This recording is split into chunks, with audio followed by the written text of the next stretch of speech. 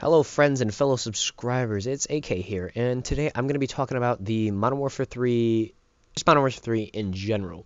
I feel like Modern Warfare 3 has gotten an awful lot of hate in its cycle, and I don't really know why, to be honest with you. I don't really understand it too much, because in a way, I feel like it resembles Black Ops, because first let me go to Modern Warfare 2. Modern Warfare 2, Infinity Ward, just pretty much said, screw you. No, I mean, I'm sure that they didn't, actually say that and didn't really mean that. But that's kind of how we felt, as the community felt, when they didn't really do anything to their game. They just kind of, didn't patch anything. The only patch that they really did was the model one.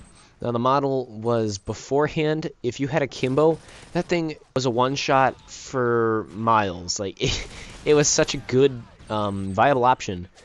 And it really... It just...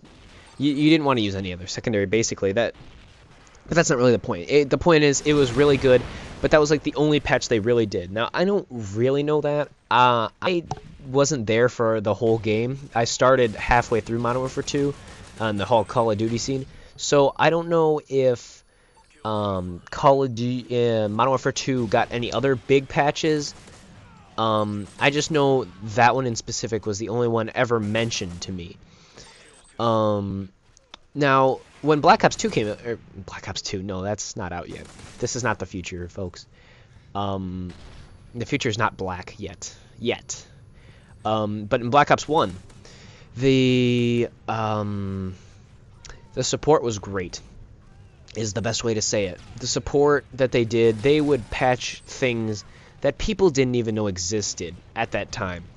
People would be like, what? Like, I mean, because they would, like, have Twitter, I believe. On Twitter, they would, like, say, oh, hey, we patched this, or we patched that. And people would be like, excuse me, but I don't even know what that is. Like, how did you even know that that was wrong? It doesn't even, like, threaten me at all.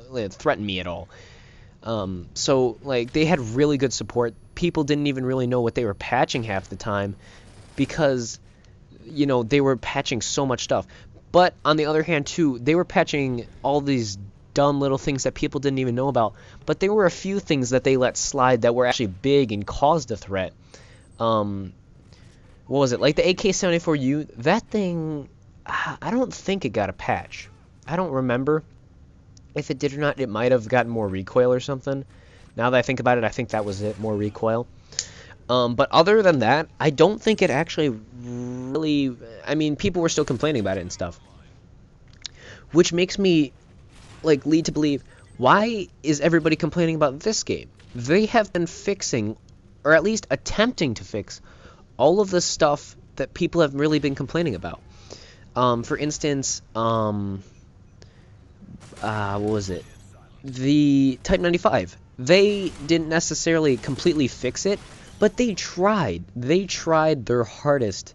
They've put, like, at least 2 patches on that gun to, try to make it even. And I mean, they also did a buff for the M16 to make it kind of evened out with the Type, which, when you kind of buff another burst gun with the Type, it kind of makes it a nerf for the Type at the same time, because then there's something to compete with, to not make it completely overpowered and, like, the one-of-a-kind gun that it was anyway. Not too much anymore now with the M16, because that thing can get 1 bursts decently, pretty decently. What are some other things? They've just tried, overall, I'd say pretty hard. I mean, there's some stuff that I would say let slide, but I mean, I'd say it's one of the better CODs. I mean, definitely up there. I mean, I don't know, I think it's more opinion if you like Black Ops or this game better, but I'd say those two are the best too. For at least fairness, maybe not for fun, but fairness-wise, probably those two so far. And Black Ops 2, they so far have been trying to show a pretty fair game with that. But I'm not here to talk about Black Ops 2. I'm just putting that out there. I got mad at that guy. He was being a moron. Yeah. Black Ops 2, they're showing to be a really good game. But back to Modern Warfare 3, they've just I would say they tried at least somewhat hard.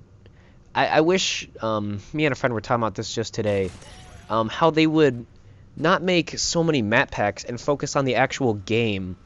But I mean, it's pretty obvious why. I mean, you don't make money by patching your own game. You make money by making more to the game. But I mean, the three things that they really, in my opinion, what would overall make a decently overall, this is overall, would make a perfect COD would be how powerful they made Assassin in the game if that was not there. No ACR and no MP7. Because the ACR basically, I mean, the one thing I like about the ACR is at least the ACR is made for shooting long range. That thing, like, assault rifles are made for long range. But SMGs, like the MP7, they're made for short range. And yet the MP7 can shoot just as far as the ACR, or maybe even farther. I don't know exactly because I use shotguns. I don't like test that. But it makes it very, very like you don't even need any of the other weapons in the game because you got this MP7 that can kill people at long range and short range, basically making any other gun, any assault rifle useless. Because if the MP7 can shoot long range and short range, there's no need for a gun that can only shoot long range, which would be most of the assault rifles. Now, I mean, the assault rifles aren't completely useless at short range, but you will get beaten by a PP90 or, you know, even maybe a PM9 if you're inaccurate enough, or maybe just he's better, that much better than you. But I mean, in Assassin, it's just all the stuff that they put on it. It's got so many advantages compared to the rest of the perks that you wouldn't want to use anything else. But anyway, that wraps up the gameplay and my rambling. Thank God. Yeah, thank you for listening to me. Goodbye, my friends.